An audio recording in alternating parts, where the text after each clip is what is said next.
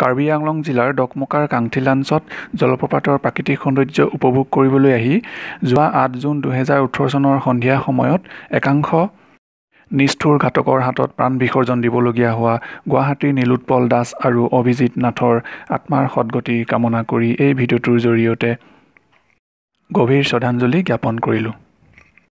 এই ঘটনাটোৰ প্ৰধান কাৰণ হ'ল উৰাবাতৰি। এই ঘটনাটো ঘটাৰ প্ৰায় দুদিনমানৰ পূৰ্বেই হোপা ধৰাৰ উৰাবাতৰিয়ে সেই ঠাইডোখৰত এক চেপা উত্তেজনাৰে বিৰাজ কৰি আছিল। দুৰ্ভাগ্যবশতঃ সেই যুৱক দুজন সেই সময়তে তালৈ গৈছিল আৰু সন্ধিয়া হোৱালৈকে তাতে আছিল। উৰাবাতৰিৰ প্ৰবল ধুমুহাৰ অত্যাচাৰত সহিব নোৱাৰি আত্মাই চিঞৰি উঠিল, মই অসমীয়া হয়। এই চিঞৰটোৱে মানৱ সভ্যতাক বাৰুকৈ হৃদয় স্পৰ্শ কৰিলে। আকাশ বতাহ কঁপি উঠিল। অসমী আইৰ বুকুতে থকা কাৰ্বি আংলঙৰ সেই সৌন্দৰ্যই যেন লাজ পাই উঠিল। সজাগতাৰ অভাৱ আৰু অন্ধবিশ্বাসৰ বলি হোৱাৰ বাবেই বিজ্ঞানৰ প্ৰযুক্তিবিদ্যাৰ যুগতো হোপা ধৰাৰ দৰে উৰাবাতৰিয়ে মানুহৰ মনত অতি সহজে থিতাপি লৈছে।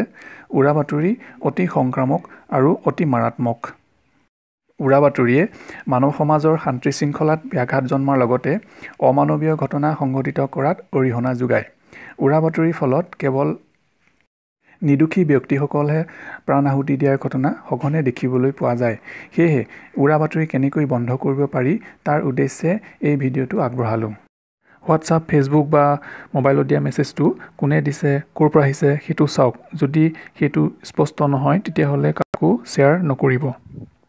যদি ফোন কল আহে, কোনে ফোন কৰিছে, ক'ৰ পৰা কৰিছে সেইখিনি কথা ট্ৰু কলাৰত পৰীক্ষা কৰি চাওক। যদি নিমিলে আৰু ট্ৰু কলাৰত যদি ৰঙা হৈ থাকে সেই কথা বিশ্বাস নকৰিব।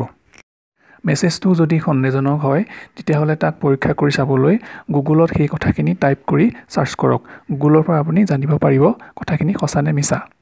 আপোনাৰ ফোনলৈ অহা মেছেজটো ভালদৰে প্ৰথমৰ পৰা শেষলৈকে পঢ়ি চাওক আৰু বুজি লওক আৰু মেছেজটো কি কাৰণে দিছে আৰু এই মেছেজটোৰ উদ্দেশ্য কি।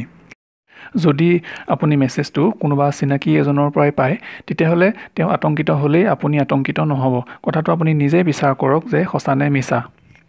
যেতিয়া আপুনি মেছেজটো বিচাৰ কৰিব, গুগলত গৈ টাইপ কৰিব বা কোনে দিছে, কি কাৰণে দিছে, এইবিলাক কথা আপুনি বিচাৰ কৰি গম পাব যে মিছা বুলি, তেতিয়া কেতিয়াও শ্বেয়াৰ নকৰিব।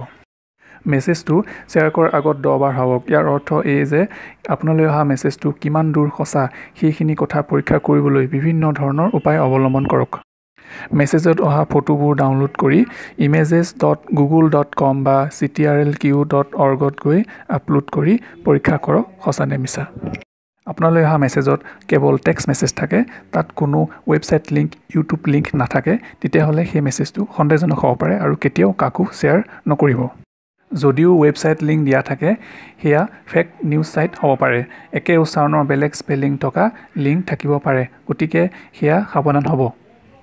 কি উৰাবাতৰি বা ফেক নিউজ প্ৰচাৰ হৈ থাকে সেয়া পৰীক্ষা কৰিবলৈ ছ'চিয়েল মিডিয়া hoaxslayer.com আৰু altnews.in-ত চাব পাৰে। সদশেষত ক'ব বিচাৰিছোঁ, যদি আপুনি মেছেজটো পঢ়িবলৈ সময় নাপায় তেতিয়াহ'লে কাকো শ্বেয়াৰ নকৰিব। Thank U.